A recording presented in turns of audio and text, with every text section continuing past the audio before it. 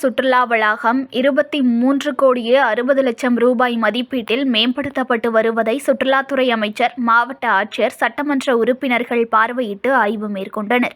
மயிலாடுதுறை மாவட்டம் சீர்காழி அடுத்த வரலாற்று சிறப்புமிக்க பூம்புகாரில் சுற்றுலாத்துறையின் சார்பில் 23,60,00,000 ரூபாய் மதிப்பீட்டில் சுற்றுலா வளாகம் மேம்படுத்தப்பட்டு வருவதையும் சுற்றுலாத்துறை அமைச்சர் ஆர். ராஜேந்திரன் பார்வையிட்டு பணிகளின் தரத்தினை ஆய்வு செய்தார்கள்.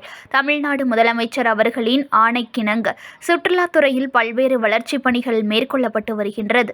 பூம்புகார் சுற்றுலா வளாகமானது 17/4/1973 அன்று முன்னாள் முதலமைச்சர் டாக்டர் கலைஞர் கருணாநிதி அவர்களால் உருவாக்கப்பட்டு தொடங்கி வைக்கப்பட்டது. இவ்வளாகத்தில் சிலப்பதிகார கலைக்கூடம், பாவை மன்றம், இலஞ்சை மன்றம், நெடுங்கல் மன்றம் மற்றும் கொற்றப்பந்தல் ஆகியன அழகுற அமைந்துள்ளன.